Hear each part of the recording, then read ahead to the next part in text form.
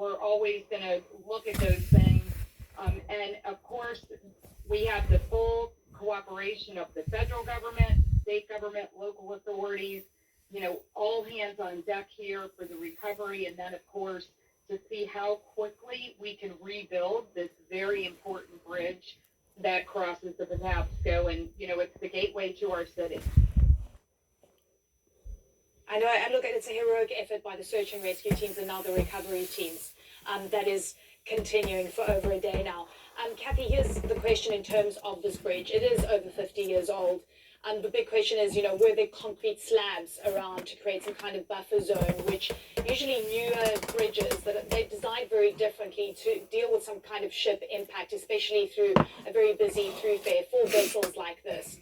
What was your understanding in terms of firewalls that might have been created or perhaps lack thereof? Right, we're going to look at that. The bridge was older, and also, again, the navigation. We are ships that come in and out of our port, not just piloted by very skilled, competent bay pilots that are local seamen that understand the bay and the shipping channels, but we also have tugboats that accompany those boats in and out of the harbor. So we'll be looking at all of those things. The channel has to be wide enough. Baltimore has one of 4 Panamax deep water channels for these big new ships that can now traverse the Panama Canal. Baltimore's port can handle those larger ships. So, that's another thing about keeping that channel wide enough. And so we'll be looking at all those things as we look to rebuild this bridge. As you said, Kathy, over 30,000 vehicles on this bridge on a single day. The Port of Baltimore, really important. In fact, Transport Secretary said, Pete Buttigieg said that this is going to have an impact on the entire supply chain. Could you give me a sense of what you're expecting right now in terms of the supply chain impact, the movement of vessels and so forth, not only for Baltimore, but the spillover effect it's going to have? Certainly, we are one of the busiest ports on the East Coast, again, because we can handle those larger, newer ships. And we are, Baltimore proudly, the largest in the country for roll-on, roll-off, they call it ro-ro cargo, which would be cars, tractors, farm equipment. Think of anything that could drive itself on and off of a cargo ship. The top Mercedes-Benz importer for the entire country. So, that's going to certainly affect the car industry, people who need to buy a vehicle. Some of that traffic will be diverted to Norfolk and other ports, but our objective here is to get that shipping channel back open as soon as possible. We're also one of the top exporters of coal in the country, so we have that important energy source waiting at our port to be exported. Just so many jobs, about 140,000 jobs, direct and indirect jobs at the port. I think it's about, for our state, about $15 million a day of commerce. So we're working closely with all of the port workers that are directly affected by this closure. And, we're really hopeful that the federal government is going to come in with all of their resources and really help us clear that shipping channel and get that port reopened as soon as possible. Yeah, Kathy, thank you so much. Actually, the mayor, the governor said yesterday, Wes Moore, he said, Maryland tough and Baltimore strong. So that is the line that's going to stick with me. You guys are tough. And thank you so much for your time. It's good to have you on. Important to have these conversations. Kathy Szeliga for us. Thank you so much. Well, look, I want to bring in Matt Egan for more on the economic impact. Matt, good to have you on. You just heard from Kathy there talking about the spillover effect and what that's going to mean for supply chains. What are we looking at initially? Well, Lenny, of course, this is first and foremost a human tragedy, but there will be an economic impact. We are talking about one of the biggest ports in the United States. This is a major employer, as you were just discussing. We're talking about 15,000 direct jobs, 140,000 or so jobs indirectly as well. So this is a body blow to the local economy. And, this port, it's not just an employer, it's a major hub of economic activity, right? This is the number one port for coal exports, the number one port for the import of sugar, farm and construction machinery as well, and then autos and light trucks. I mean, 850,000 vehicles went through this port last year alone. That was an all-time record, and we've heard from a number of major companies that are going to be impacted here because either they rely on the port or they relied on the Key Bridge, or both. Some of the major auto companies like Ford and GM, Stellantis. We also know that Amazon, Under Armour, and other companies have facilities there. And Domino's Sugar, they have this iconic sugar refinery that is sort of a landmark in the Baltimore Harbor, but it's also the biggest sugar refinery in the Western Hemisphere. So listen, I think all of those impacts are going to be there. And Eleni, we all learned during COVID that when something breaks in one part of the supply chain, there can be ripple effects really everywhere. All right, Matt Egan, thank you so much for that context. I want to bring you up to speed on some other stories that are on our radar right now. Thailand is a step closer to being the first nation, Southeast Asia, to legalize same-sex marriage. Its House of Representatives voted 400 in favor to just 10 opposed earlier Wednesday. It could take several months for the Senate to vote on the measure. And it must also be endorsed by the king before becoming law. Russia has remained an remanded an eighth suspect for their alleged role in the deadly terror attack last Friday near Moscow. Officials now say at least 140 people were killed and 360 injured during the ambush at a concert hall. State media says the suspect is accused of providing the attackers a place to stay, may have known about the plot in advance. Ukrainian President Volodymyr Zelensky has dismissed a top security official, providing no reason for the move. Secretary of Ukraine's National Security and Defense Council, Oleksiy Danilov, will be replaced by the head of Ukraine's Foreign Intelligence Service, Alexander Litvinenko. All right, we're going to a very short break. I'll be back right after this.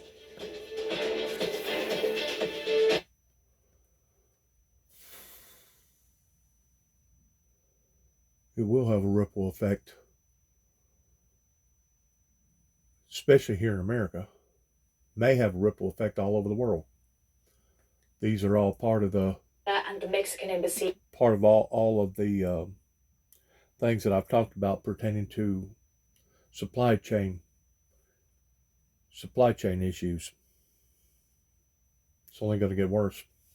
Washington says some of the workers were from that country. CNN transportation analyst Mary Schiavo joins us now, and she's a former Inspector General of the U.S. Department of Transportation. Mary, thank you so much for joining us. Look, you've been integral in our coverage of the story since that bridge collapsed and since that vessel struck that pylon, causing this catastrophe. We've just heard from the mayor talking about how the recovery teams are facing treacherous conditions in very cold water. It is absolutely heartbreaking to think what the teams are going through, but also the loss of life here. Oh, absolutely. And what they're going through in the water, for example, this water, I think they said it's around 40 to 50 degrees. Hypothermia can set in rather quickly, and you've only got about 1 to 3 hours in that kind of cold water before you could perish. So it's very difficult for them. It's hard to see strong currents there.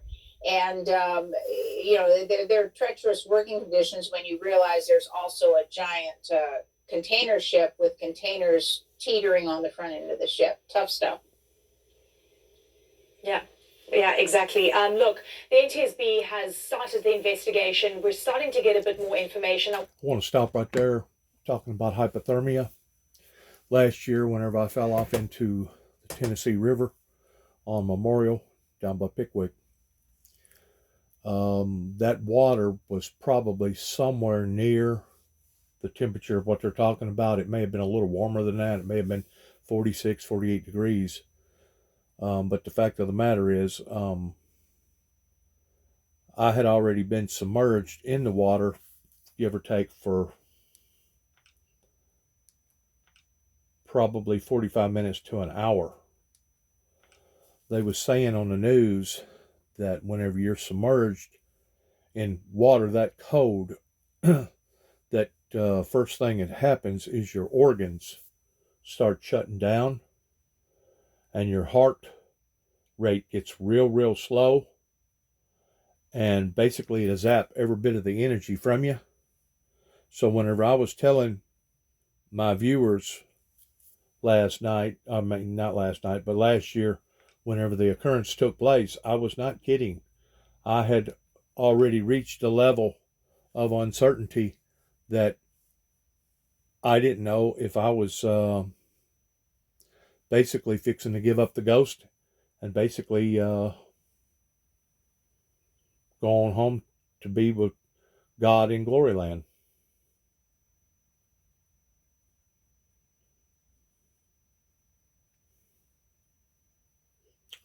We never know how sensitive our lives are until we come that close of dying. And of course, whenever a person does come that close of dying, it will automatically put a different perspective on life in every imaginable way humanly possible.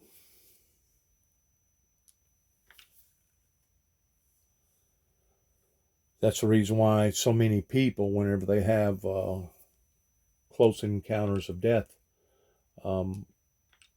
it's no longer about something that they feel obliged in doing or wanting to do, but it's actually something from that moment on they feel like that they have to do, because they know without a shadow of a doubt, most of them do, that it was only by the mercy and the hand of God that allowed for them to still remain here upon to the planet in a physical living sense. So I just wanted to touch base with my viewers and the fact that extreme cold water, especially once you're my age, being overweight, being a diabetic, it was only by the hand of God that I did not drown in the Tennessee River down by Pickwick last year, whenever the boat almost capsized that we was in with 3 mental retarded children, 2 other people that was even bigger than me, weighed well over 400 pounds, plus the owner of the boat, that he himself couldn't even swim.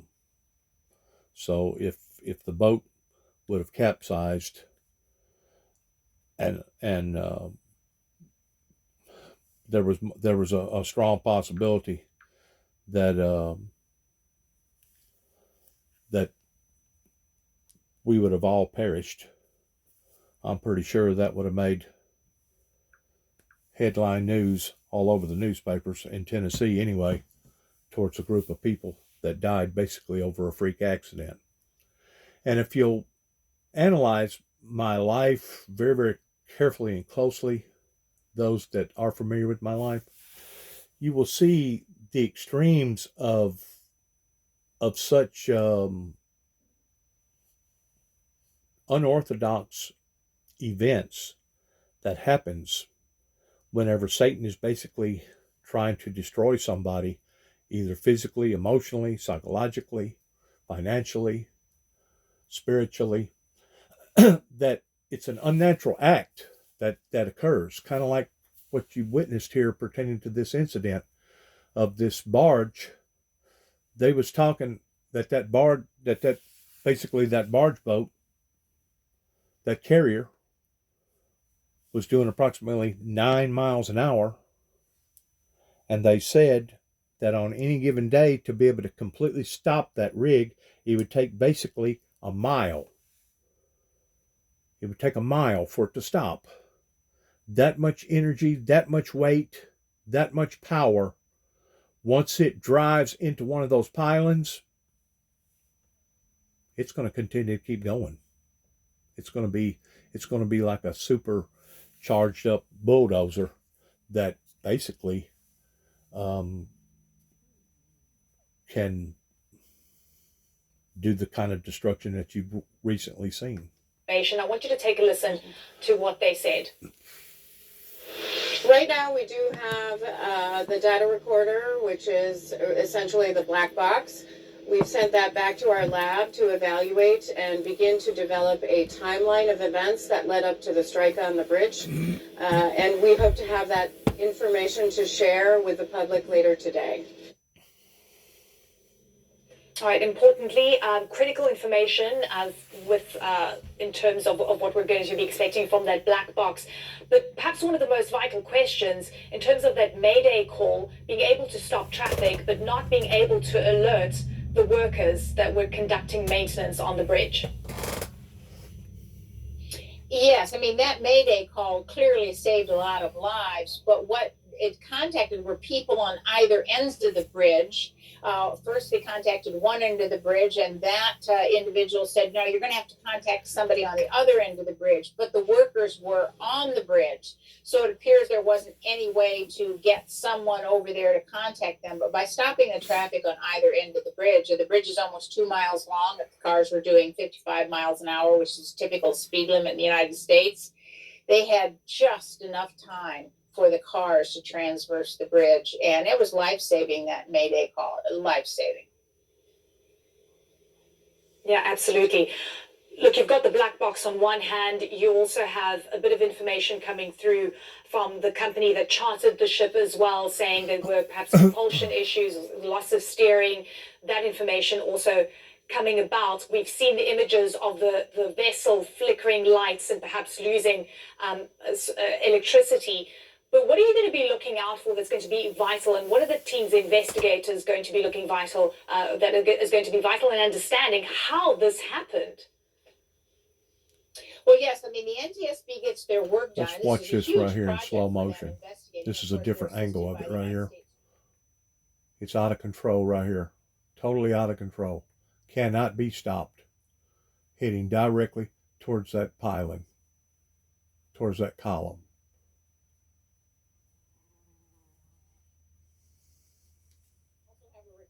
Of conversations at the bridge, in the wheelhouse, in the control house of that ship. And unlike many tragedies, transportation tragedies, the people on the ship are alive. They will be interviewing the harbor pilots, the people who are actually steering the ship, and that's required. And there were also others in the area in that harbor. There were 2 tugs that originally started out with the ship and then pulled back once they were in the channel. So there's a lot of people that they can interview. They will have some answers by nightfall. By tonight, they will already have tremendous amounts of information. And Mary, you made mention of this vessel that's still in the water, still loaded with cargo, and we can see the images now of sort of mangled bridge on top. At what point do they start discussing moving this vessel and also ensuring that there isn't any hazardous material on this vessel? Well, so that's the big issue. They cannot move the vessel until they can get the bridge pieces off, and that's a tremendous effort. When in the U.S. when they replace bridges, sometimes they implode them. They literally just drop them from explosives, and when they do that, they have to get cranes and barges to get the pieces out. A lot of times, bridge components are used salvage for crew making coral reefs in the U.S., so they might be allowed to haul them outside and deposit them in the open waters, but that takes marine cranes. It takes experts to cut up the pieces. You're going to have to get those out in certain amounts of pieces. Salvage crews. Getting those assets in place, and they're going to have to come from all over the eastern seaboard of the United States. That could take many, many days, if not weeks, just to simply move the bridge structure. Yeah, sounds logistically challenging, and of course something that could hamper the recovery operations. Mary Schiava, always good to speak to you. Thank you so much for staying with us on the story. Well, let's stay on this, and structural engineer Ian Firth joins us now. He's world-leading expert in bridge design as well as construction. Ian, great to have you with us. Perhaps you can help us make sense of those initial images that we saw of this rapid collapse of this bridge when that vessel struck that pylon. This is an old bridge, but to your understanding, should a bridge behave this way when it came into contact with that kind of force from a vessel of this size? Yeah, absolutely. Thank you for having me on. I have to say, there's no surprise to me at all. The bridge obviously had its main support taken out from underneath it, and so of course it's going to come down. That support, as you know, a relatively slender structure, a sort of four-legged structure which the bridge stands on, or should I say stood on, concrete structure, was never designed to carry anything like. It's kind of like a house of cards. Once one card gets pulled, it collapses everything else around it. That's how crucial, imperative it is that those pylons, those columns remain sound onto that bridge, because once those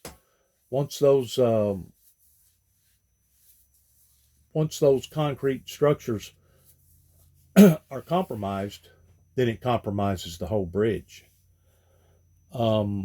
I think that they could probably,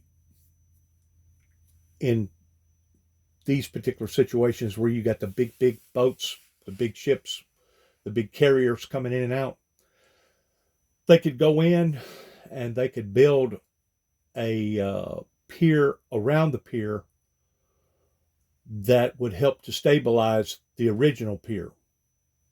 Put a buffer, per se, around that pier, around that concrete pier.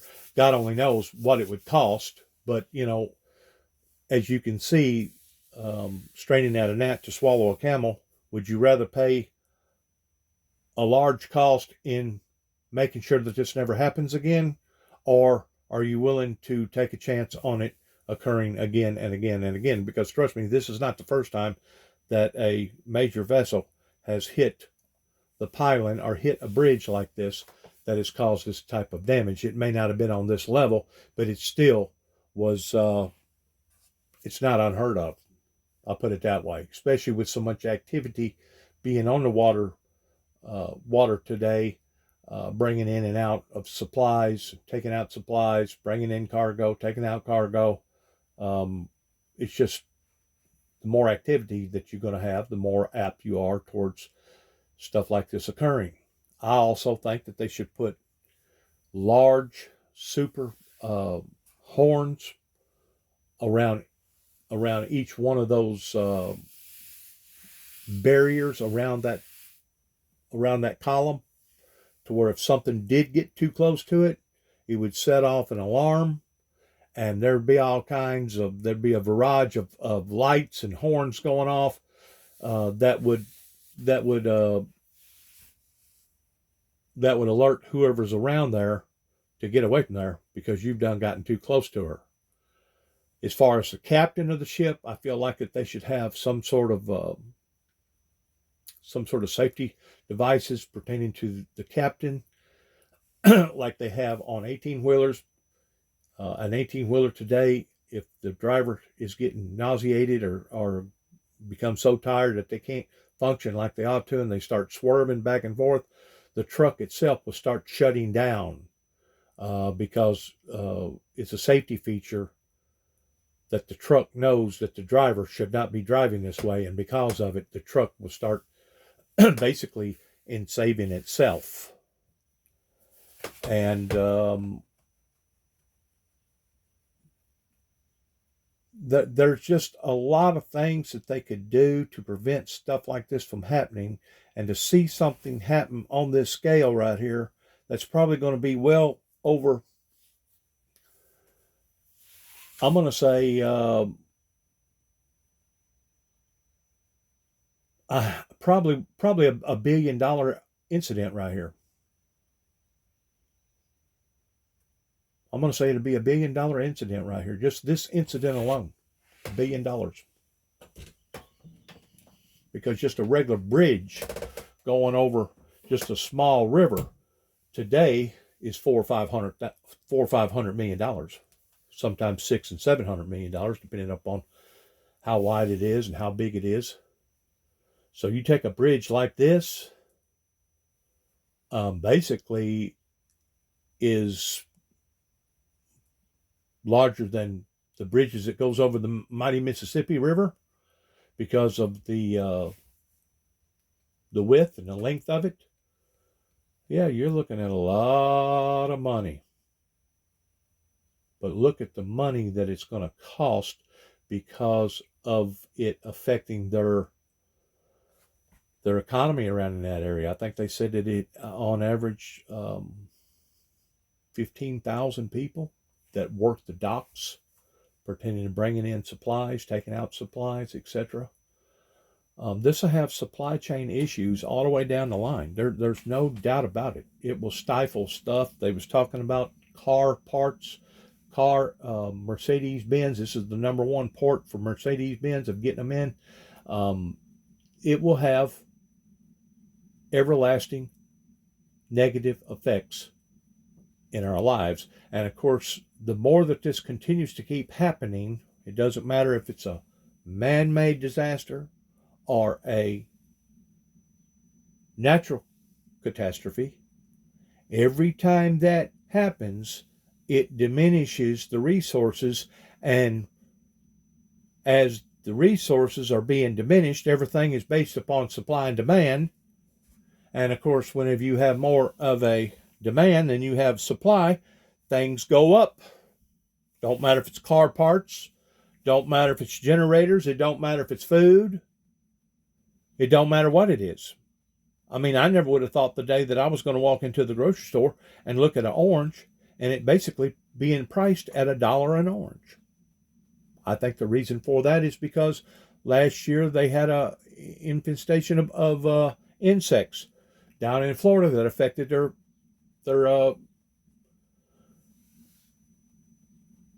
orange crops down in that area.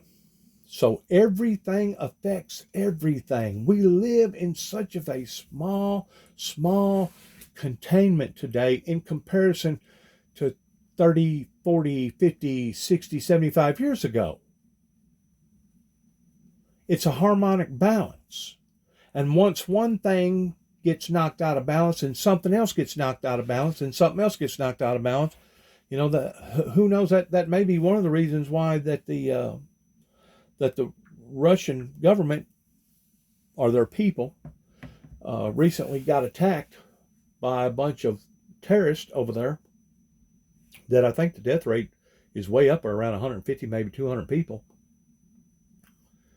is because it was Russia that decided to attack Ukraine. In the process of attacking Ukraine, it was Russia that blowed a dam that flooded all their agriculture over in the Ukraine area, and Ukraine basically supplies about a third of the wheat all over the world. Well, whenever you diminish that resource, that's going to cause a ripple effect all over the world. And you have people right now that are literally starving to death because people over in Africa can't afford the price of wheat to make bread. One occurrence affects another occurrence. We live in a very, very confined bubble today in comparison to what we used to be living in. And of course, it talks about this in the Bible, that in the last days that Satan will come down in great wrath because he knoweth his time is in fact short. I don't care how spiritual you are. I don't care how well educated you are. I don't care how whatever that you are.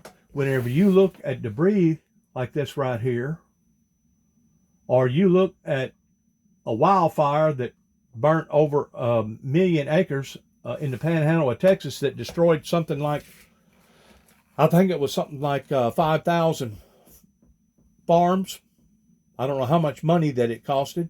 But whenever you look at floods, whenever you look at tornadoes, whenever you look at hurricanes, whenever you look at either man-made catastrophes or natural catastrophes, you're steadily poking at the resources of human consumption, the inhabitants here upon to the planet. And if you do that enough, if enough of these occurrences continues to keep happening, it will throw the planet off into the very thing that it talks about in the Bible, towards throwing the world off into great tribulation. I truly believe that God has basically looked at Lucifer and said, sick 'em. I was protecting them. I was taking care of them because they have been this way or that way, or because they have been lack of appreciation towards my being a provider for them. Basically, God has given us over to a reprobate mind to believe a lie and to be damned.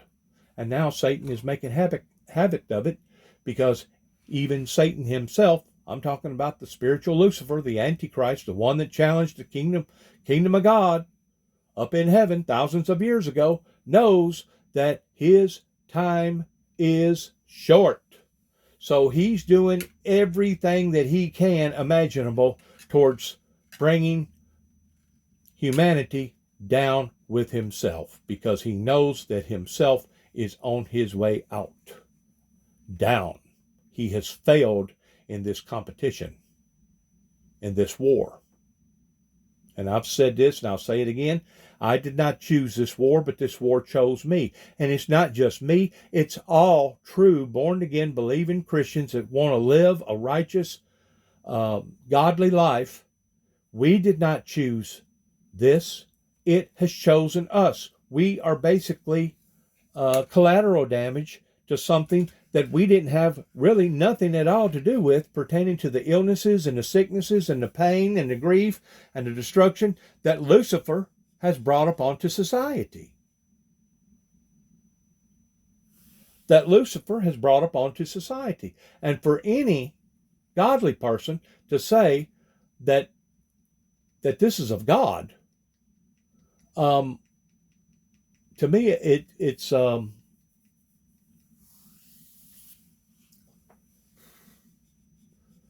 abominationable whenever supposedly godly people want to blame God for the works of the devil.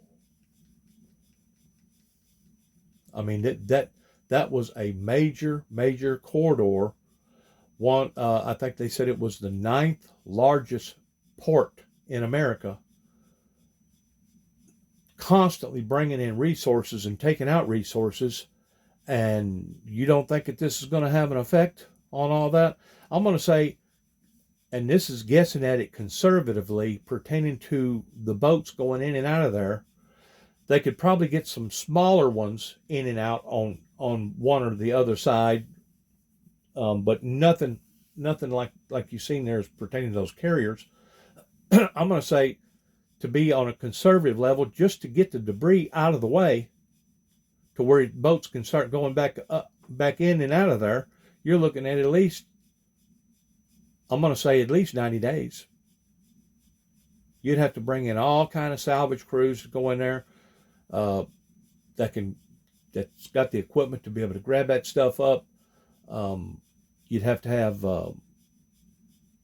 people with special torches to be able to go under the water and cut various columns. I mean, it's a very, very dangerous job. I mean, just looking for the people that's now dead under that water, you're looking at swimmers and scuba dive professional people that are going to go down into an area that is very unstable. And even though they may think that it's stable, at any given time, it could rock and move, and the next thing you know, they would be a victim themselves.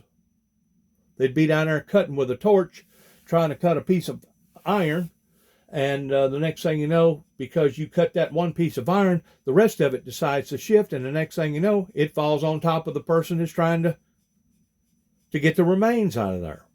So it's a very, very tedious job. And like I said, 90 days, I may be way off my mark. That would be a conservative mark. And that's just to start the flow of commerce in and out of that bay. That's not to replace the bridge. I'm going to say, this is just my line of thinking, that right now would be a good time for a ferry operation, to take charge and they would probably, on that level, being basically a 2-mile stretch right there, you'd probably have to have a commercial ferry that would carry nothing but 18-wheelers, big stuff, and then you'd have to have residential ferries, but you'd have to have like 8 to 10 ferries going either to one side or the other. In other words, you'd have to have 20 ferries for residential use, and then you'd have to have about 20 ferries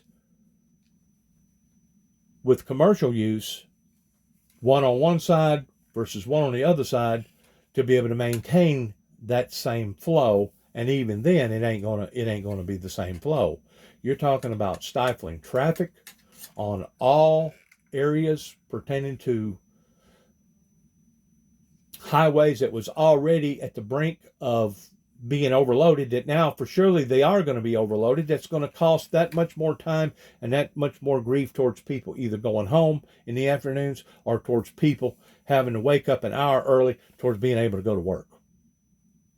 It is a burden, to say the least, in what has occurred here, not counting the monetary loss, not counting the human loss. So yes, whenever you're talking about basically going in and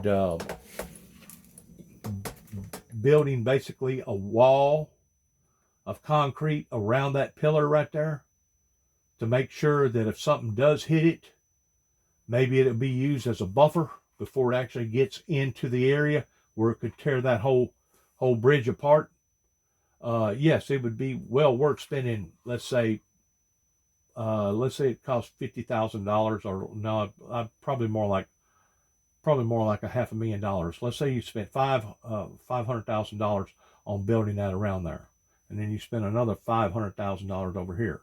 So now you've done spent $1 million on an extra wall going around each one of those pillars. What is that compared to $1 billion? There is no comparison to that. None whatsoever. Besides that, you need to have horns right here. You need to have laser sensors to where if anybody got close to that structure right there, those pillars. Here's another one back over here, that you would have all kinds of lights and horns going off, telling whoever was that close that they never should have gotten that close to begin with. They got horns now that whenever a horn sounds off over here, 2 miles over on the other side of the bay, you'll hear it. They're that loud. So, like defense sirens. You can hear those things for 25, 30 miles away. So I know that they have the proper equipment and technology to make this a whole lot safer in it not happening again, or at least making it to the point that the odds of it, and this is just one country. We're just talking about one country here. You got all these other continents that has these major cities all throughout them, China, everywhere else that has steady commerce coming in and out, maritime commerce coming in and out, that this could happen to them. So because of it, they need to take proper actions in making sure that nothing like this happens to them, because it could be absolutely devastating, to say the least, to that area and to those people's lives. To get food for his children, he returns dead, this man says. Bring us aid through the land crossings. Our children are dying. We are dying. What are you doing? Where is the world? The world has been piling up life-saving aid into trucks stuck at land crossings, seemingly powerless in the face of Israel that's accused of using starvation as a weapon in this war, a charge it denies, forcing the international community to resort to dropping aid from the sky. Several countries carried out aid drops on this day, Deliveries that have been criticized for being ineffective, insufficient, and unsafe. Earlier this month, another airdrop disaster when a parachute failed and 8 packages came crashing down, killing at least 5 people.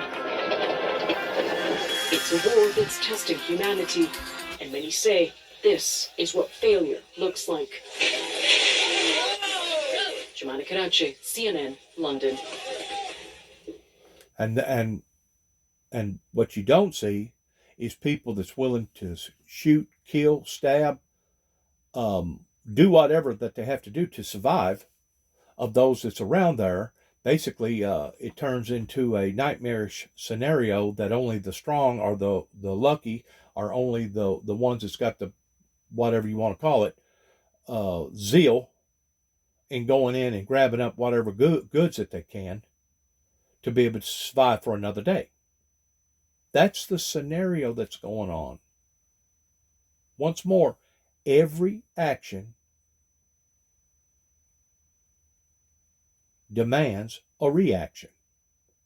And when you have people in the world, regardless whether it's Hamas, regardless whether it's Jerusalem, regardless whether it's Putin, regardless whether it's whatever, every action demands a reaction. And right now,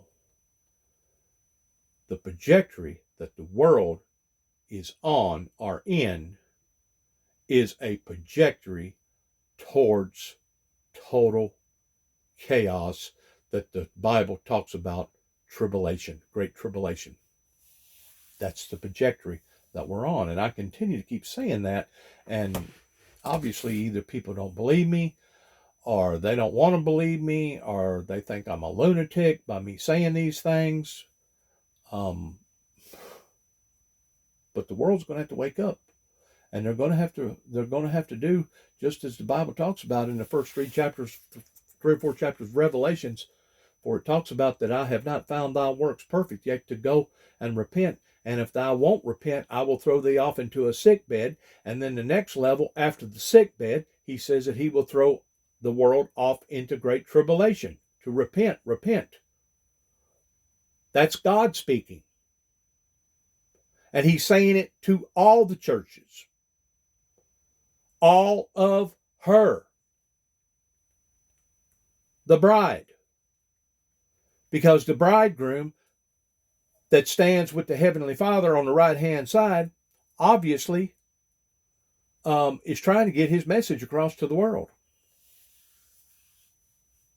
Now, of course, you're going to have your hardcore atheist, your agnostic. You're going to have the people that's basically effectuated with their own ideals or their own religion, that you could probably talk to them until you're black and blue in the face, and you're never going to be able to convince them of the things that I'm talking about.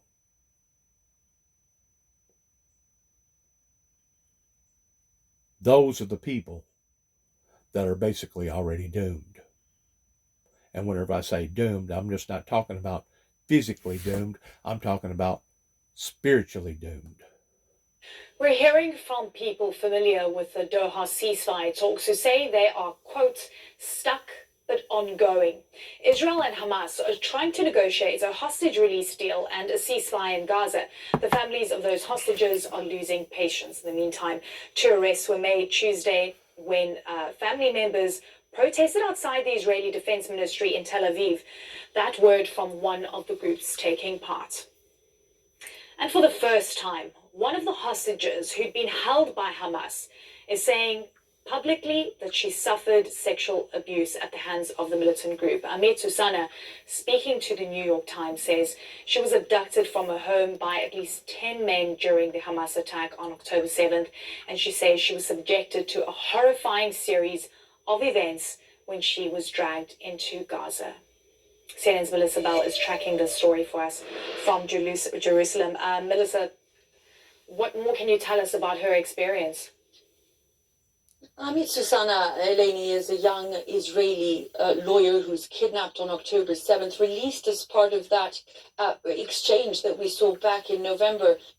And what she's given to the New York Times in an interview that lasted a full 8 hours. It's very detailed reporting, very carefully thought through. And what it allows is a very harrowing read, first of all, about what this young woman went through while she was in captivity, the details of her fear, the details of how she was tied, the uncertainty that awaited her, the changes in locations, and of course, as you say, for the very first time, an actual account of some of the sexual violence that we've been hearing so much about ever since this conflict began. Remember that people being traumatized by all this.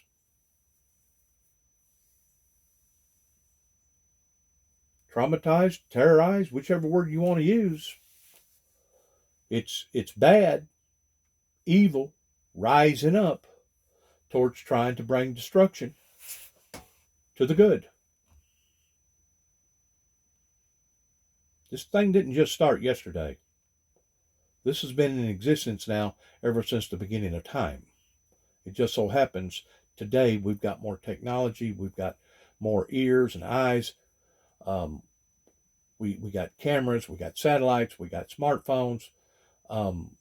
We have ways of communicating to where 150, 200, 500 years, 1,000 years ago, they didn't have all this stuff. Today we do. And because of it, I think it's given humanity a chance to clean up their act, providing that they will. And if they don't, I guarantee you it's only going to get worse. It ain't going to get better. It's only going to get worse. I've already seen that. Let's go forward here. Keep going. See if we can brush up on something a little newer.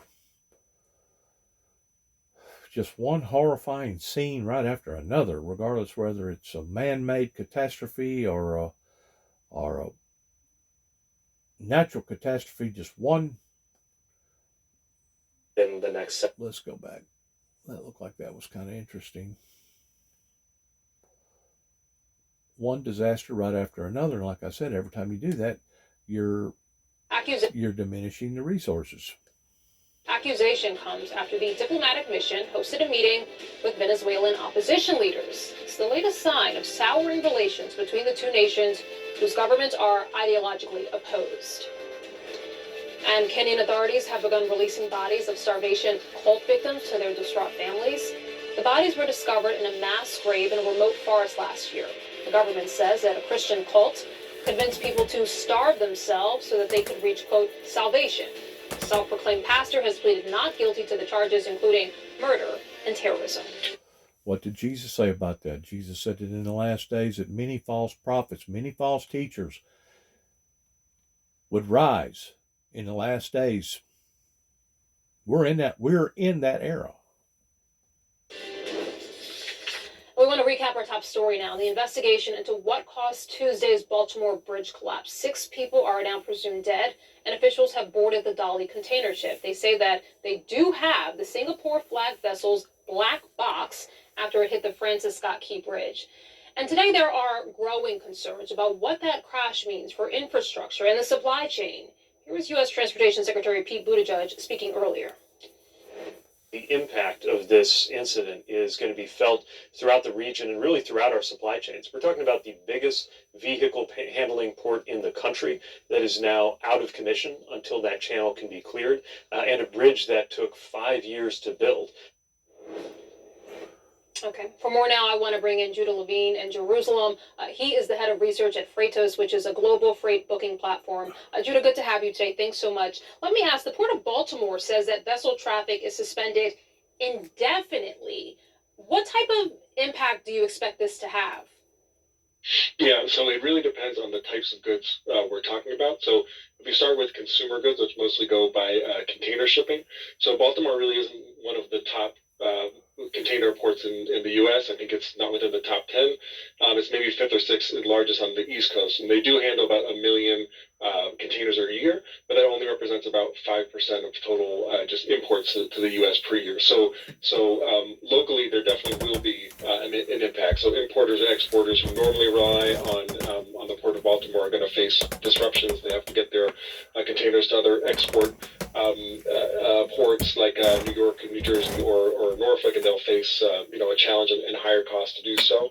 And then importers who rely on Baltimore as well will have to have their containers diverted to some of those other ports as well, and also face that challenge. But more regionally and more broadly, as you said, this may last a couple months. So one of the carriers, MSC, says they expect it to last several months. So those alternate ports like New York and New Jersey, they're going to have increased volumes and port calls. This could lead to some congestion, especially in the short term, which would impact all importers or exporters using those ports. But we don't see congestion right now, and we're actually in the slow season for ocean freight. It doesn't really pick up till July or August. So these larger ports, if the volumes from Baltimore are shipped among these other alternatives, should be able to absorb that. It could mean in the short term, as I said, some congestion and some delays and some upward pressure on freight costs. But so far in our Freightos terminal freight rate data, it doesn't show that rates are climbing just yet. So that's in terms of containerized. So increased congestion, perhaps increased traffic sort of at the ports Of course, keep in mind, this just happened yesterday. Baltimore, Virginia, for example, perhaps New Jersey. Talk to me about the likelihood that this could mean increased prices, at least for American consumers.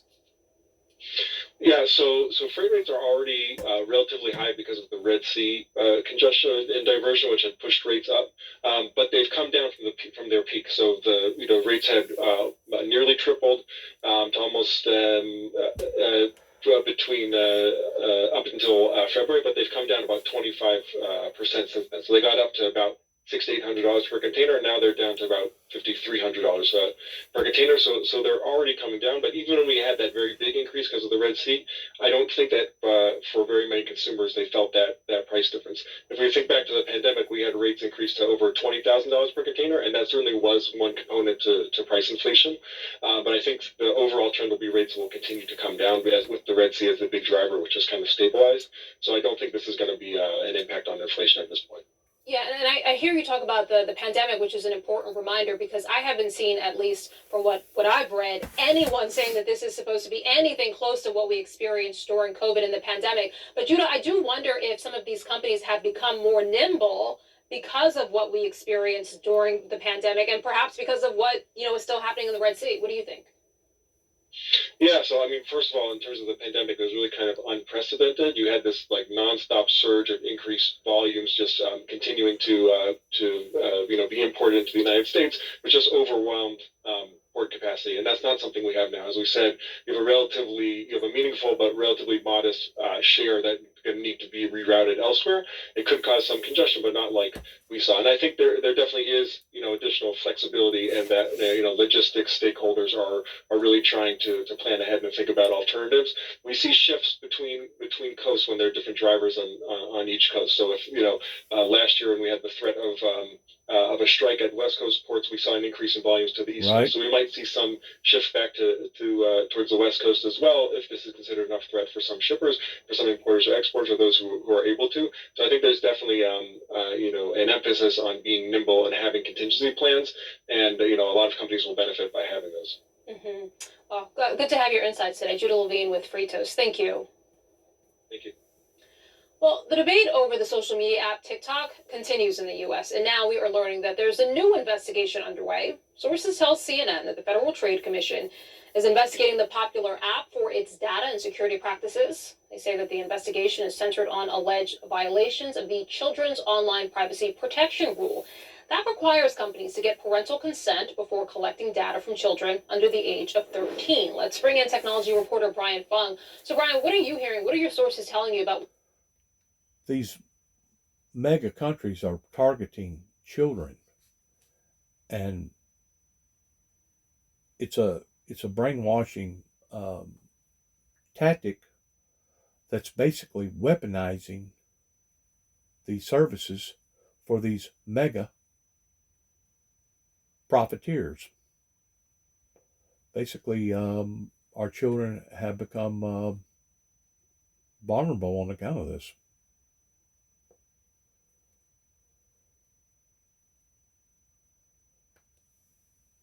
An ambush, paired with an advanced coordinated media presence, leads to a premature rush judgment of Mr. Combs and is nothing more than a witch hunt based on meritless accusations made in civil lawsuits. There has been no finding of criminal or civil liability with any of these allegations. Mr. Combs is innocent and will continue to fight every single day to clear his name.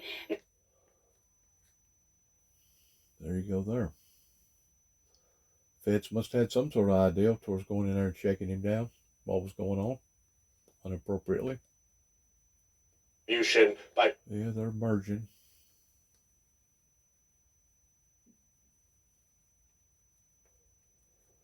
All right, looks like that's going to be the end of that for right now. Let's go to this right here and see if the White House has made any more statements.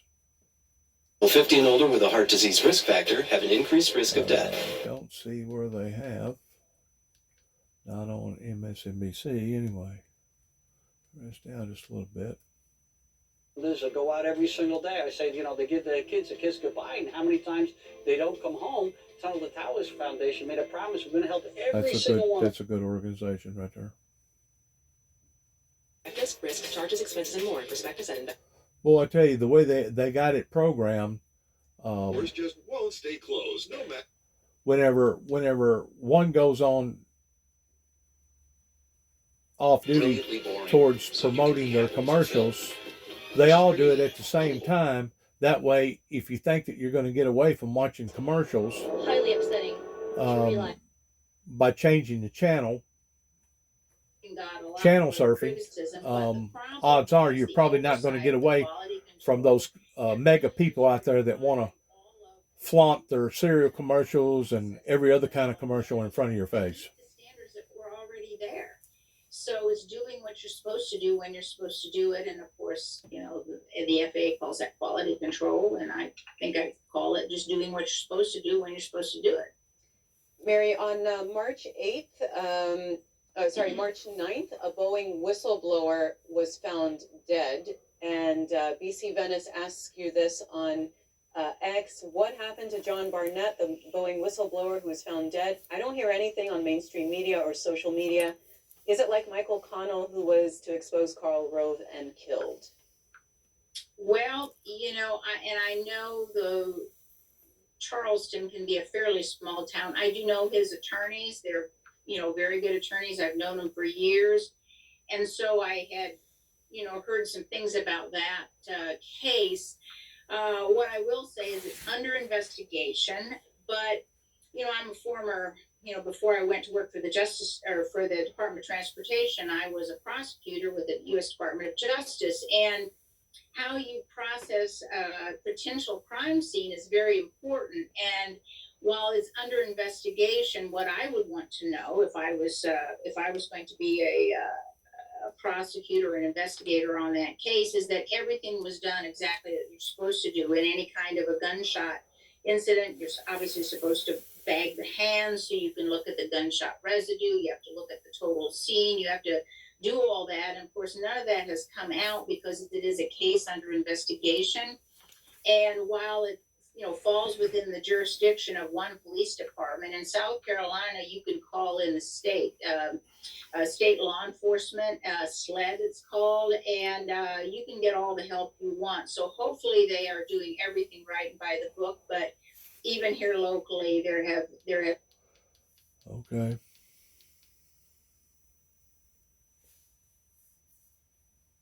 For their own safety and for their children's.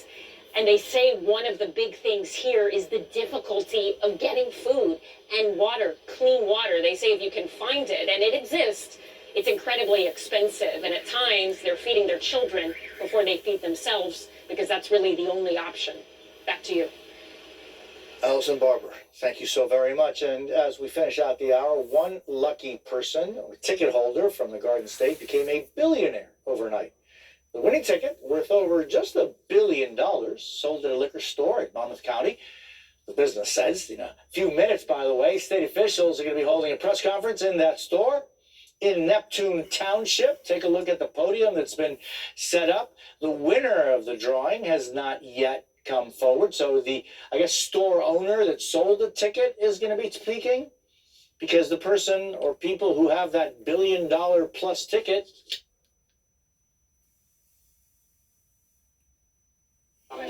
dorm room in the past 2 weeks in particular. Okay, everybody, thanks for being on the. Hello, everyone. This is Outnumbered. I'm Emily Campagno here with my co-hosts, Kaylee McEnany and Harris Faulkner. And also joining us today, Fox News contributor Leslie Marshall and host of the Ben Ferguson podcast and co-host of the Verdict with Ted Cruz podcast, Ben Ferguson. Now we begin with the Democrats in a panic mode as they scramble to save President Biden's re-election hopes from the threat. All right, that's of going to Robert do F. us for Kennedy. today. Robert F. Good Kennedy luck to Jr. all of us. God bless Shortly America. after RFK Jr. named God bless the Christians. God bless our military. And right here, this close to Good Friday, whenever they captured Christ and had a hearing, if you want to call it a trial, and then basically put him to his death on Friday, of him rising on Sunday, 3 days later. I just want to say God bless America, God bless our troops, God bless our endeavors, and good luck to each and every one of us in these troublesome times. God bless. Shalom.